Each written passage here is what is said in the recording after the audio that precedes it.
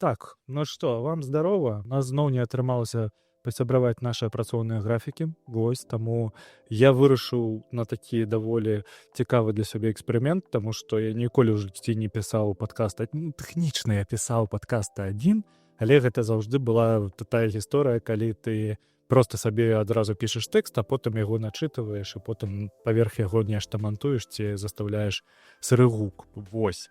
А зараз хачу проста паспрабаваць нешта зрабіць сам, імправізаваць, хуё маё, это паважаная літарачка.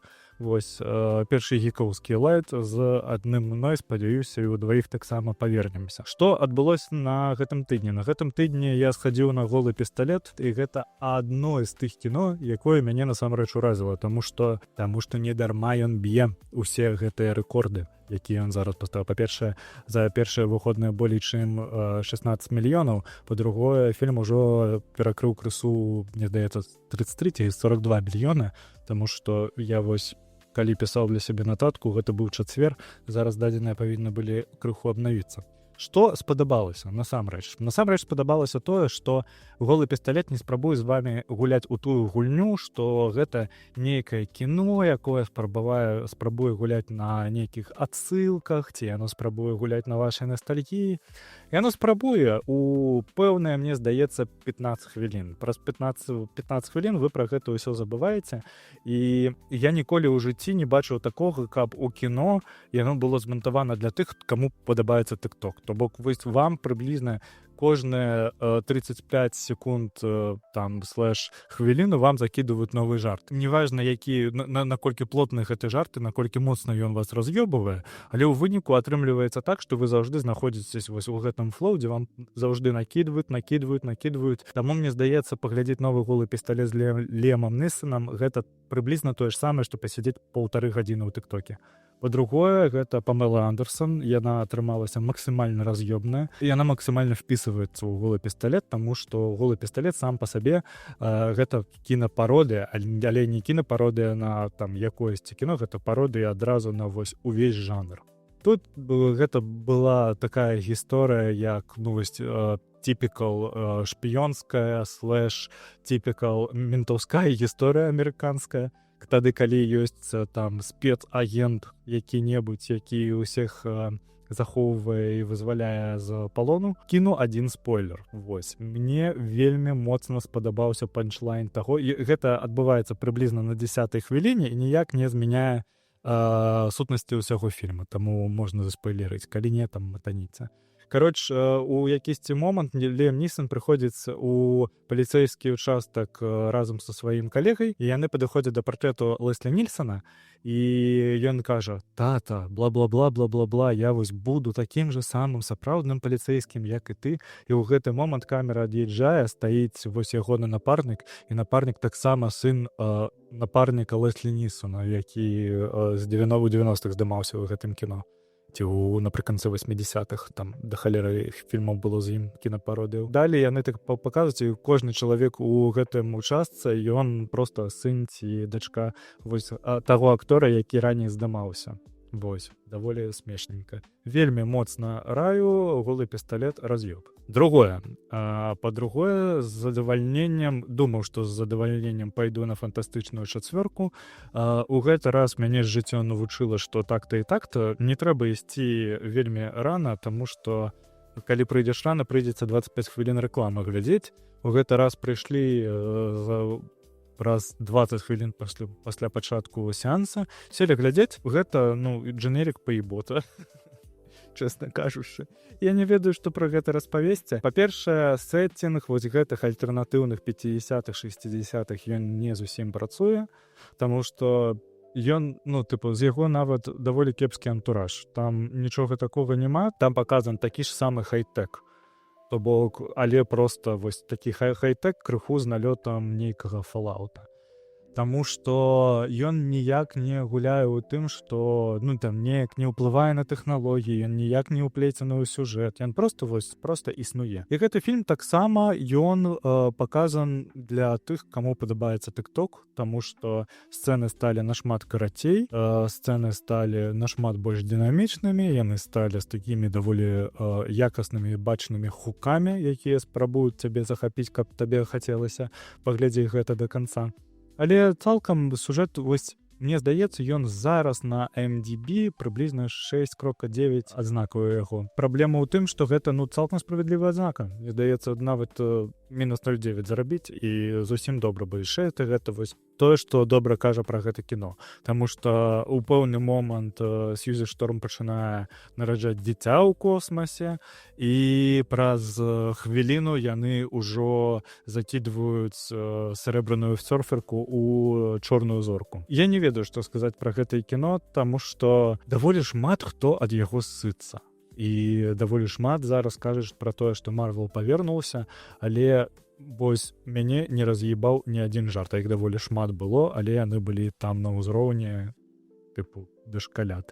Я заўважыў, што тыя людзі, якія прыйшлі з дзецьмі на кінасеанс, магчыма, вось яны сапраўды кайфануць ад гэтага. Дакладней, не самі людзі з дзецьмі, а дзеці, якія прыйшлі на гэты кінасеанс, таму што я вельмі добра памятаю, як мяне мама ўзяла на «Зорныя войны». Гэта быў, мне здаецца, 99-й, што ли, год. Гэта новая трылогія выходзіла, гэта першы эпізод новай трылогіі мы глядзелі ў кінатэатры «Чырвоная зорка» ў Магілеве. Тады на мяне гэта і на мяне, і на брата вельмі моцны ўплыў аказала, і мы вельмі хацелі і вельмі чакалі. Я памятаю некалькі год да таго моманту, калі гэта пакажуць па тэлевізары.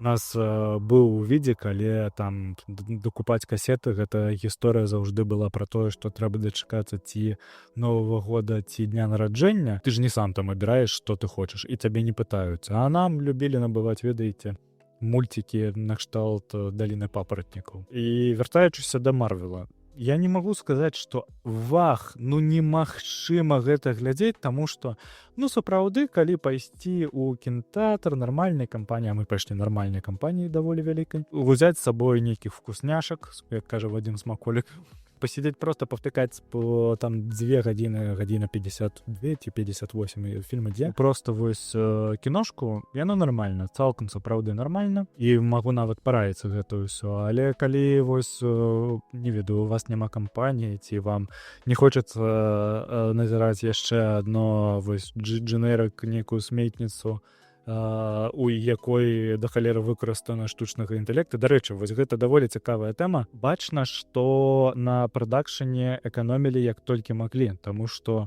у гэтым фільме там ты же самы Рэд Рычардс, калі яго расцягваюць, гэтыя моманты прысутнічаюць, мне здаецца, разы 2 ці 3 на ўсю стужку, а калі нешта ёсць, напрыклад, калі ён расцягваецца, то там дадаткова паказаны кадр, дзе, напрыклад, проста ідзе рука, і рука толькі адна выцягваецца, каб не паказваць у кадры ўсяго Педра Паскаля. Дарэчы, гэта не адзіны выпадак, калі не паказваюць толькі частку персонажа, таму што другой прыклад гэта Галактус, таму што тут па ўсім кіназаветам аб тым, што злодзей павінен быць аграменным, тут яны выкарыстоўваюць вот гэтую стандартную тэму, што нельга его паказваць цалкам увесь размер. То бок ягоны памер, ён настолькі вялікі, што вось як бы далёка камера не знаходзілася, ён будзе аграменны. Пад конец стужкі паказваюць адзіны кадр, вось дзе яго паказваюць у поўны ўзрост, але ў гэты момант я проста пляснуў фейспалмам сабе па твару. Калі пойдзеце, тады зразумееце, пра што я, таму што даволі такі крынжовенька. Фільмец на 6 балаў, квіток каштаваў 8 еўра і 2 гадзіны майго часу, вось які мне ніхто не павернець. Той яшчэ не спрабаваў ні во што гуляць, таму што нічога з гэтага мяне не ўводзіць вось у нейкі стан, калі я адпачываю. Таму я вырашыў, што было б неблага пачаць чытаць кнігі зноў. Раней я да халеры чытаў, але ну што тут сказаць, у апошні час усе мы не вельмі шмат чытаем, акрамя артыкулу «Медзіажаба». Я спрабаваў пачаць чытаць зноў нейкую жорсць. Я пачаў чытаць, вырашыў перачытаць Стівена Кінга «Ззянне». Але дзесьці праз 20% кнігі я зразумеў, што, па-першае, вельмі добра памятаю фільм Стэнлі Кубрыка. Па адчуваннях кніга, я ведаю больш-менш, што яна не пра тое, што фільм, а кнігу я што не чытаў. Па адчуваннях кніга адчуваецца як больш псіхалагічная, яна адчуваецца як больш такая цёмная, яна больш нагадвае некую дрыгву, якую ты проста уцягваешся і не можаш дзе яе вылезці. Але вось да майго трывожнага стана яна зараз цалкам не падыходзіць і ніяк яму не спрыяе. Так же сама я закінуў кнігу Сары Пінборс, яна пад назвай «У яе вачах». Я яе таксама кінуў, але пра яе кажа, што нібыта яна добрая, таму што вось нават Netflix па ёй зняў адаптацыю, і настолькі моцны фінал, што ён настолькі шмат спрэчак выклікаў, што кажуць, што вось прям каштуе таго. Але мне тое ж самае казалі пра 13 прычын чаму, а ў выніку ніхто мне гэты час назад не паверне. Таму я вырашыў, што, па-першае, мне зараз не вельмі моцна падабаецца чытаць вачамі, таму што насамрэч мой зрок стаў больш кепскі за гэты час. Як мне здаецца, трэба проста схадзіць да доктара і выпісаць сабе новыя лінзы. Вось, і я вырашыў слухаць, і я ўзяў стандарт, я ўзяў пірацкі, хачу заўважыць, аўдыокнігі Джоан Роўлінг о Гарры Потары. Я паслухаў на дадзены момант самую першую кнігу. І што хочацца сказаць, я ніколі ў жыцці не чытаў кнігі Джоан Роўлінг, таму што Джоан Роўлінг для мяне заўжды ніколі... Ну, тыпу, першы фільм выходзіў, ён у мяне быў на ВХС. І мая сям'я, як я казаў, гэта не тыя людзі, якія пайшлі б адразу набываць мне, напрыклад, кнігі, калі б я папрасіў іх набыць. Я памятаю, вельмі моцна прасіў пасля прагляду «Уладара пярстонкаў» набыць мне кнігі, каб я змог даведацца, што будзе далей. Вось у выніку кнігі я прачытаў ужо тады, калі існаваў сайт втеці.бай, і там был падпадзел з кнігамі, я адтуль яе скачаў і пачаў чытаць.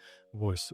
Таму да Гарры Потара мае рукі ніколі ў жыцці не дацягваліся, але мне здаецца, я разоў 300 глядзеў кіно. Не тое таму, што оно там мне вельмі моцна падабаецца, а хутчэй за ўсё таму, што гэтае кіно, яно проста, як ва ўсіх міленіалаў, яно пранізае і маё, і іншае жыццё, таму што яно цалкам асацыюецца з тым, што там, напрыклад, Новы год, ці Хэллоуін, ці нешта яшчэ, яно вось Гарры Потар стандартам.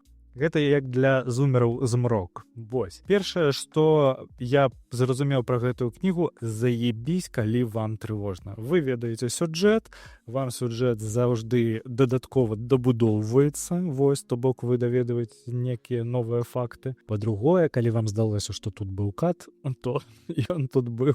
Па-другое, трэба разумець, што Гарры Потар — гэта такі культурніцкі феномен, які, мне здаецца, час ад часу нагадвае рэлігію. Таму што вось я зараз дакранаюся да яго ў першы раз амаль у 32 гады, я разумею, што Гарры Потар — гэта такая рэч, якую самы моцны ўплыў на цябе акажа ў дзяцінстве. Таму, калі ў вас выхоўваюцца дзеці зараз, то паказвайце ім смела Гарры Потар, а не змрок, таму што, ну, тут усё зразумела. Больш-менш чакаю серыяла ад HBO. Мне здаецца, да серыяла я ўсе кнігі даб'ю ў аўдыафармаце, таму што я прыблізна разлічваю, мне на гэта сыдзе каля тыдня, таму што я іх слухаю толькі на працы. Кніга ідзе каля 10, 11, 12 гадзін пакуль. Першая кніга Гарры Потара ідзе 7, другая ідзе 8, і мне здаецца, самая апошняя ідзе 21 гадзіну. Ёсць адчуванне, што яна далей будзе ісці па нарастальнай, і там плюс-мінус тыдзень ці паўтара я даб'ю і вярнуся з гэтым з канцатковым фідбэкам. Магчыма, там нешта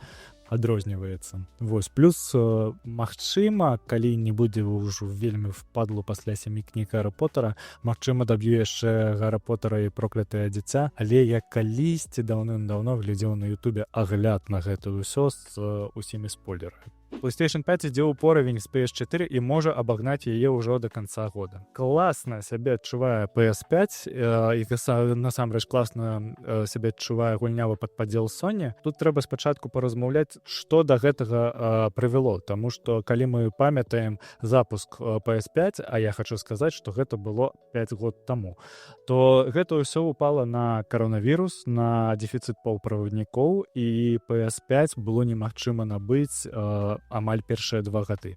Я яшчэ добра памятаю, як у мяне мой блізкі сябар у Менску ставаў у чаргу у электрасіле ці ў 5-м элеменце, каб прывезці гэтую кансоль, і праз 2 месяца ён яе дадаткова выкупаў, і калі ён адмаўляўся, то там за ім, калі б ён быў вымушаны адмовіцца, напрыклад, то за ім бы ўжо была чарга, якую проста наступнаму чалавеку ў чарзе бы аддалі гэтую кансоль.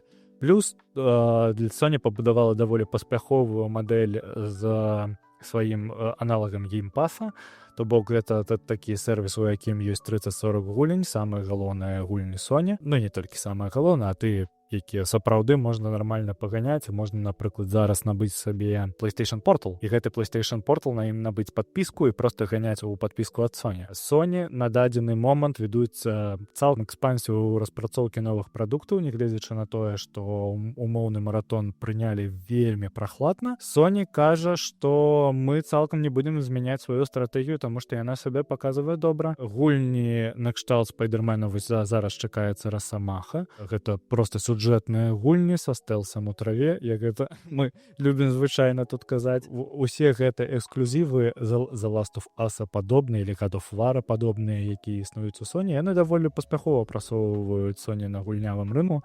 асабліва улічваючы тое, што Microsoft сама прыйшла да іх на платформу і сама пачала прыносіць свае эксклюзівы з геймпаса на пляцоўку проста Sony. Дарэчы, для Microsoft гэта таксама адныя плюсы, таму што Microsoft прыйшла на чужую пляцоўку і там заняла першае месца па продажы гульняў, кажучы пра Forza Horizon. Зараз на дадзены момант тое, што PS5 даганяе PS4, гэта цалкам зразумела, таму што яны на момант 30 чэрвеня 2025 года распрадалі ўжо 83 мільёны кансолей. У наступны квартал яны хочуць адгрузіць на 2,5 мільёна прылад. Гэта больш, чым год таму. Вось на дадзены момант гульня продана на 65,9 мільёнаў копій за квартал, што на 12,3 мільёна больш, чым летась. Пры гэтым 83% прыйшлося на лічбавыя версіі. Што азначае, што мы на дадзены момант можам проста адмовіцца ад усіх носьбітаў і заставіць носьбіты хутчэй як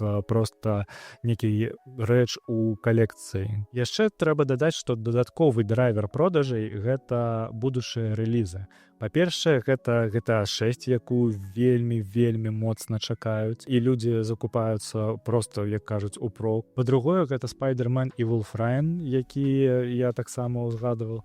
Пра новы Spider-Man пакуль маўчок, але зразумела, што ён там распрацоўваецца, таму што і першая і другая гульня сабе паказалі, сапраўды вельмі добра. Коротка кажучы, гэта ўсё ідзе да таго, што гэтае пакаленне для Sony стане самым паспяховым за ўвесь час. Будзем сачыць. Apple ратуе сябе ад тарыфу, а США купляюць 10% Intel. Apple уратавала сябе ад 100% камісіі, якую збіраўся ўводзіць Дональд Трамп супраць яе, узамен на тое, што яны павялічылі свае інвестыцыі ў заводы, якія знаходзяцца ў США на 100 мільярдаў, то бок цалкам гэты кошт складзе 600 мільярдаў. Заява адразу паўплывала на рынок, акцыі Apple выраслі на 5%, але тут першапачаткова мы павінны разумець, што не толькі 100 мільёнаў пойдзе вось у распрацоўку вось у гэтыя заводы. Яны павінны пабудаваць яшчэ інфраструктуру і лагістыку і гэтак далей. Па-другое, на Apple можа вельмі моцна абурыцца Кітай, дзе на TSMC збіраюцца айфоны, і ці Індыя, дзе таксама гэтыя айфоны збіраюць, і яны таксама могуць увесці свае санкцыі. Вашынгтон пайшоў яшчэ далей. Дональд Трамп асабіста абвесціў, што яны набываюць 10% ад Intel. Усё гэта стане часткай праекта Silicon Heartland, які пабудуецца ў Агайі, і з сабой будзе уяўляць такі аграменны завод па вытворчасці чыпаў. Рынок на гэта адрэагаваў, зразумела, так жа, як і на навіны ад Apple. акцыі падскачылі спачатку на 5, а потым пад канец дня ўжо і на 9%. Але аналітыкі папярэджваюць, што гэта ніяк не вырашае праблем, якія ўжо ёсць. Напрыклад, гэта моцнае адставанне ад TSMC, дзе гэта робіцца ўжо і там пабудаваны ўсе тых працэсы, а ўнутры ЗША гэта не пабудавана. І дальнейшае ўцягванне дзяржавы можа ператварыць Intel у проста звычайны інструмент палітыкі Амерыкі супраць Китая. Microsoft афіцыйна ў сваім падкасце пад назвай Windows 2030 Vision абвесціла пра тое, як будзе выглядаць агентная сістэма, яны гэта называюць так, агентная аперацыйная сістэма. Вось, гэта платформа, якая цалкам не чакае ад вас каманд, а ўжо спрабуе надалей зразумець, што вы ад яе хаціце, і плюс яна утрымлівае ў памяці той кантэкст, які ўжо дагэтуль адбываўся. На дадзены момант даволі складана сабе уявіць, наколькі мы будзем згодны цалкам адмовіцца ад інтэрфейсаў. Таму што, ад тых інтэрфейсаў, якія мы цалкам сабе уяўляем. Таму што Microsoft на дадзены момант распрацоўвае WinUI, яна ўжо адкрыла заходны код для Windows, а цяпер распрацоўвае да яго і API. У свежых інсайдерскіх зборках ужо сустракаюцца згадкі Agentic Companions, а таксама Windows Agent Arena, тэставым асяроддзем, дзе правяраюць паводзіны AI-агентаў. Паводле слоў кіраўніка Microsoft па Windows, наступная версія AES стане амбіентнай, мультимадальнай і кантэкстна усведамляючай. Першыя прылады на базе такой сістэмы чакаюцца у лінейцы Surface Laptop 8, а стратэгія Сатья Наделла прама адказвае на ператварэнне Windows у глобальную платформу для агентага штучнага інтэлекту. І тут даволі прышпільна тое, што 7 жніўня чат GPT выкацілі 5-ю версію, OpenAI выкацілі 5-ю версію чата GPT. Адразу на іх палілося лайно пра тое, што вось ён якісьці не такі. Ілон Маск пачаў крычаць пра тое, што Грок лепей, Perplexity таксама там выкацілі паралельна падпіску ў Індыі, мы пра гэта крыху пазней з вами паразмаўляем. І на ўсім гэтым хайпе ніхто не заўважыў адну даволі прышпільную рэч. От чат GPT-5 з першага дня, як яго прэзентавалі, адразу ўбудаваўся ў прадукты Microsoft. Ён ёсць у Microsoft Teams, ён ёсць у Azure, ён ёсць і ў іншых сервісах Microsoft. То бок і ў Copilot у там ліку. Калі астатнія кампаніі, такія як Anthropic, такія як Perplexity і гэтак далей, яны думаюць над тым, як яны яшчэ будуць зарабляць далей на сваім штучным інтэлекце і як у іх павінна зараз адбывацца манетызацыя, акрамя вось гэтай про падпіскі, пакуль сервисы развиваются, мы за их платим мало. И платить 20 евро на месяц за Perplexity ці чат GPT, гэта сапраўды мала, ці за курсор. Хутчэй за ўсё, яны далі будуць строіць значна болей. Гэта будзе тая ж самая гісторыя, як і здарылася з геймпасам, таму што першапачаткова геймпас, я памятаю, я набываў Xbox, першы геймпас на 3 месяцы мне давалі за 1 еўра, а далей я за яго плаціў па 8,99, калі ён зараз каштуе 15,99 ці колькі. Я не ведаю, дзесьці вось тут появіцца кошт геймпаса. Вельмі прышпільна, улічваючы тое, што Microsoft ужо вбудоўвае гэта ў прадукты, якія прыносяць ім грошы, і прадае гэта як тое, што мы абнавілі прадукт, дабавілі ў іх і агентаў, і вось так цяпер будзе заўсёды. Microsoft на дадзены момант вклала ў OpenAI каля 13 мільярдаў даляраў, грошы проста вар'яцкі. 13 мільярдаў гэта кошт Perplexity на дадзены момант. Але разам з захапляльнымі магчымасцямі прыходзіць даволі шмат пытанняў да таго, як звычайныя карыстачы будуць ставіцца пра тое, што іх сістэма назірае за імі 24/7, як гэтая сістэма проста паліць іх эмоцыі, што яна будзе прадаваць далей, таму што зразумела, што тая дата, якая будзе скаплівацца пра вас, яна не будзе проста так ляжаць у вас лакальна ці дзесьці там на серваке, гэтай датай будуць гандляваць. Рэклама стане яшчэ больш персаналізаванай праз гэтае ўсё. Кароч, я б хацеў усё яшчэ верыць, што Linux захопіць усю планету. Мне б хацелася, што нават калі сістэма будзе агентнай, каб яе заходны код быў адкрыты, і мы хаця б разумелі, якія даныя яно збірае. Таму што на дадзены момант мы вось зараз не разумеем, якія дадзеныя пра нас збіраюцца ў той же macOS, якой я карыстаюся, у Windows, і плюс-мінус мы гэта больш-менш разумеем толькі ў Linux, але не ў Android. У Android таксама іх там тыпу вельмі шмат розных варыянтаў. Цалкам Microsoft упэўнена ў тым, што вось толькі такі агентны фармат і выведзеце Windows да поспеху. Тут толькі час пакажа. Сэм Альтман і Ілон Маск зноў пасварыліся.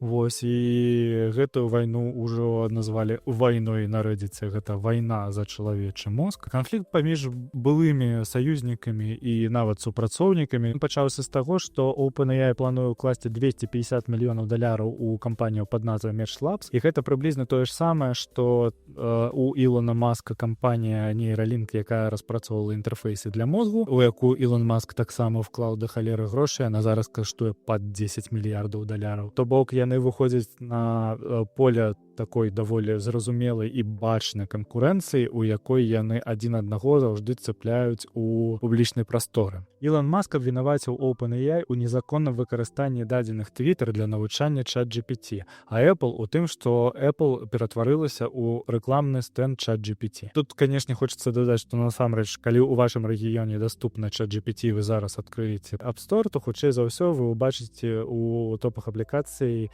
ChatGPT, ён там вісіць ужо некалькі месяцаў, але як справядліва азначыла Apple, як мінімум некалькі разоў Grok быў на першым месцы, і як мінімум на першым месцы была Perplexity ў Індыі, таму што яны з аператарам мабільнай сувязі запускалі бесплатны Pro-план. Ну і больш-менш зразумела, што для Apple не робіць ніякіх выключэнняў для OpenAI, таму што як мінімум яны зараз размаўляюць з Gemini аб тым, каб убудаваць яе ў Siri. Альтман не упусціў шанец адказаць, можна нават зачытаць. Ён намякнуў, што справа можа быць у навыках ці ботах і прапанаваў Маску афіцыйна пацвердзіць, што той ніколі не ўмешваўся ў алгарытмы X. Як кажуць, Ілон Маск мог вмешвацца у алгарытмы X, асабліва ў той момант, калі ішла прэзідэнцкая кампанія ў ЗША, напрыклад, ягоныя твіты ці твіты Белага дома, ці твіты, на Белага дома, ці твіты Трампа, яны даволі моцна прасоўваліся, і, напрыклад, у Ілона Маска быў твіт, які разляцеўся на 10 мільёнаў паказаў. Гэта вельмі шмат. Гэта сапраўды вельмі шмат. Можна яшчэ адзначыць тое, што калі адзін з самых неулюблёных журналістаў Ілона Маска, Такер Карлсон, ён быў зволены з сваёй пасады на тэлевізіі, ён прыйшоў рабіць у Твіттер сваё вось гэтае вечарняе шоу. І яго першы выпуск таксама за першыя сотні назбіраў нешта там каля 3 мільёнаў праглядаў, што вельмі шмат для відэа, якое проста запосцілі ў Твіттер. Тут, канешне, ўжо пачынаюцца нейкія тэорыі змовы, вось, таму трэба больш-менш мысліць цвяроза пра гэта ўсё. Магчыма, Ілон Маск ведае пра тое, што OpenAI навучаў на якісьці дадзеных Твіттера свае нейрасеткі, таму што на той момант, калі яны іх навучалі, яшчэ не ішло нейкага пытання аб тым, што яно неяк там некарэктна, што гэта там прыватнасць, што такія дадзеныя як мінімум трэба па падпісцы прадаваць кампаніям, ці ўвогуле іх ніяк не прадаваць, калі карыстачы на гэта не давалі згоду, а яны не давалі згоду. Сварка не абмежавалася дзелавымі аргументамі і хутка перайшла на асабістыя выпадкі. Альтман у інтэрв'ю CNBC заявіў увогуле, што ўвогуле не думае пра Ілона. На што Маск язвительна парыраваў, ён думае толькі пра мяне і вельмі шмат. Perplexity хоча купіць Google Chrome за 34,5 мільярда, і ці рэальная гэта угода. Сапраўды, Perplexity раптам выбухнуў сваёй заявай аб тым, што яны хочуць набыць Google Chrome за 34,5 мільярда. Плюс наверх яны сказалі, што яны згодны з тым, каб не змяняць пашукавік па змаўчанні, што ён застанецца Гуглом. Плюс наверх яны яшчэ сказалі, што яны могуць укласці каля 2 мільярдаў у Chromium. Гэта open-source браузер, на якім гэта движок, рухавік, на якім распрацоўваецца сам Google Chrome. Толькі ёсць адна праблема. Сам Perplexity каштуе каля 18 мільярдаў. І за гэтым стаіць даволі хітры заклік. Браузер па змаўчанні можна вельмі лёгка змяніць на Perplexity. Вось, яны плюс зараз распрацоўваюць свае наработкі таксама на Chromium у выглядзе браузера Comet, якім я зараз карыстаюся. І спадзяюся, што да наступнага падкаста раз распавяду вам што да як. Плюс гэта доступ да 3 мільярдаў карыстальнікаў. Google Chrome на дадзены момант займае нешта накшталт 60%, гэта прыблізна 3,5 мільярда карыстальнікаў па ўсім свеце. Шанец замацавацца і проста аджэрці аграменны кусман пашукавога рынку. Час для гэтага ўсяго абраны ідэальна, таму што сапраўды на дадзены момант Google судзіцца з антиманапольшчыкамі ў ЗША, і самы кепскі сцэнар на дадзены момант гэта тое, што Google могуць распіліць і адпіліць ад яго Chrome. І ў гэты момант узнікае Perplexity, якія проста так вось цянуць ручку ўверх і кажуць мы. Прышпіл у тым, што яны яшчэ і каштуюць для гэтага мала. Хутчэй за ўсё, гэта 100% маркетынгавы код. Perplexity зараз ператвараецца ў глобальнага гульца, такія як OpenAI, такія як Grok, якія XAI інакш, як Anthropic і іншыя. Вось яны не так даўно запартнёрыліся з самым буйным мабільным аператарам Індыі. Калі ты набываеш там сімку, табе даюць адразу Perplexity на год. Прычым ChatGPT нават гэта заўважылі ў OpenAI, і яны зрабілі ChatGPT Go для рынка Індыі, якая каштуе 399 рупій, гэта прыблізна 4,5 еўра. Alphabet жа, вядома, на гэта адрэагавала, як і павінна была адрэагаваць, таму што яны не збіраюцца аддаваць свой Google Chrome нікому. 3 мільярды карыстальнікаў яны таксама не хочуць аддаваць, таму што яны з іх атрымліваюць дату, якую яны даволі паспяхова перапрадаюць. Эксперты тым часам адзначаюць, што сапраўдная каштоўнасць Google Chrome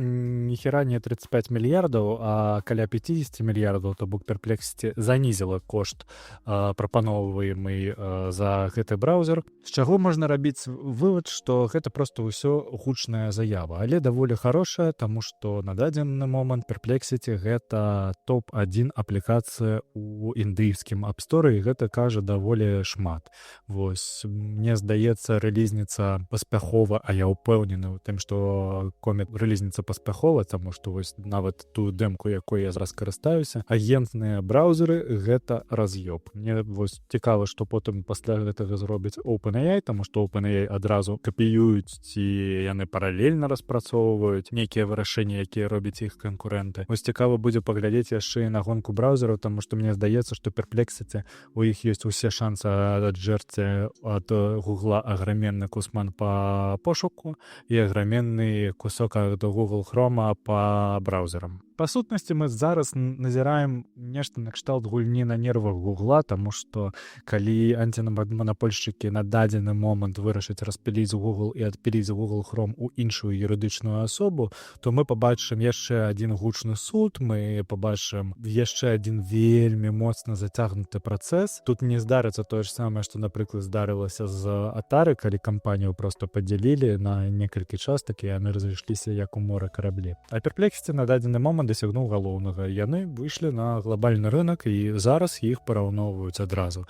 І з Гуглом, зараз іх параўноўваюць і з OpenAI, і даволі малайцы рабяты. Белла Рамзі хоча стаць чалавекам-павуком. Пожухна бедная Белла Рамзі. Кожны раз, калі яе імя ўзнікае ў інфармацыйнай прасторы, Белла Рамзі ад людзей у інтэрнэце проста не захуй атрымлівае па шапке, як па мне. Вось яна сказала, што хоча згуляць новага чалавека-павука, і што она могла стаць цудоўным Спайдзе, а Том Холланд цудоўна справіўся, але, магчыма, Марвел варта прыдумаць новага супергероя спецыяльна для мяне. У свеце таго, што на дадзены момант Педро Паскаль павернуўся таксама ў Марвел, і ён зняўся ў фантастычнай чацвёрцы. І тут, канешне, гэта вельмі моцныя магчымасці для самой Беллы Рамзі, і гэта вельмі моцныя магчымасці як для заробка, так і для дальнейшага кар'ернага руху. Найбольш дзіўнае ў гэтым усім тое, што сама Белла Рамзі паглядзела свой першы фільм у сусвеце Марвел некалькі месяцаў таму. Гэта быў Чалавек-павук з Эндрю Гарфілдам. Вось яна, астатняя яна не глядзела, але ведае пра тое, што там 3 розных цыклы і што ідуць вельмі моцныя спрэчкі. Яна вырашыла іх проста стапануць і сказаць, што найлепшым чалавекам-павуком будзе яна. Ці дзяўчынай-павуком, як правильна казаць, не ведаю. Але факт застаецца фактам, у Беллы Рамзі сапраўды есть суперсіла, і гэтая суперсіла вытрымлівае той ціск, які яе абурыўся ў інтэрнэце. Рон Фергюсон узначаліў Bioshock 4 пасля масавых скарачэнняў у студыі. У Bioshock зноў праблемы. Туды Клауд Чэмбер, якая ўжо 6 гадоў стварае чацвёртую частку культавай гульні, страціла траціну каманды каля 80 чалавек. Праект афіцыйна не адменены, але рэліз адкладзены на незвычайны тэрмін. Паводле Bloomberg, гульня, якую анансавалі яшчэ ў 2019 перажыла ўжо некалькі перазапускаў і не мае нават дагэтуль канцэпт-арту. Сітуацыя здарылася настолькі сур'ёзна, што прыйшлося клікаць Фергюсона, а Фергюсон гэта ты чалавек, які вытаскиваў з вытворчага ада Diablo 4, ён жа вытаскиваў і Bioshock Infinite, у якога таксама ўсё было даволі кепска. Для гульні гэта азначае адное, гэта азначае яшчэ дадатковае скарачэнне, 80 чалавек, цалкам не стоп, новы перазапуск, таму што нават калі што у штосьці распрацованае, хутчэй за ўсё яно ўсё пойдзе пад нож. А на дадзены момант там існуе гульня, якая, як кажуць 2K, яна не кепская, але не дацягвае да Bioshock і не дацягвае як быць проста часткай гэтай франшызы. Таму перад Фергюсоном стаіць цалкам нетрывіальная задача стварыць нам Bioshock. Вельмі шмат усяго змянілася ў рынку. Моцна змяніўся сам гульнявы рынок. У 2019 яшчэ не было, напрыклад, пандэміі не здарылася. Не здарылася рост сервісаў, не здарылася змяненне цалкам гульняў, таму што самі гульні, як вы памятаеце, у нас сталі больш сесійнымі. Зараз гульні гэта не пра тое, што сесть на 8 гадзінак заліпнуць, а большасць людзей любяць заліпнуць яе на 2 гадзінкі перад вечарам, паглядзець кінца і пайсці спаць. Па-другое, вельмі моцна змяніліся immersive сімы. Сапраўдных вялікіх буйных immersive сімаў не выходзіла. Кіберпанк не стаў immersive сімам, хаця ўсе чакалі, што гэта будзе нешта на кшталт Deus Ex. Хаця, божух, хто памятае, хто што чакаў ад кіберпанка на запуске. Я бы хацеў пажадаць усяму гэтаму поспеху, таму што цяпер, калі Фергюсон стаў часткай каманды і ўзначаліў, у гульні ўсё стала даволі туманна. Рэліз, які планаваўся на канец 25-26, ён задвінуўся на 27, 28, 29, а можа нават і на 30, таму што 5 год для распрацоўкі гульні гэта не так шмат. Аптымісты кажуць, што не раней за 2028, але магчыма, яна і ўвогуле не выйдзе. Сам жа Фергюсон сказаў, што умее даводзіць да канца складаныя праекты, але цяпер перад ім самы даўгабут у гісторыі Take-Two. Калі ў яго атрымаецца, мы нарэшце ўбачым новы Bioshock, магчыма, ўжо на наступным пакаленні кансоляў. Дзякую вам вялікі за тое, што паслухалі, дзякую вялікі за тое, што націснулі на гэтую падабайку, ці заставілі каментар, дзякую за мову, ці што падыйдзе. Вось, лайк, шэр, патрыён унізе, да свідос.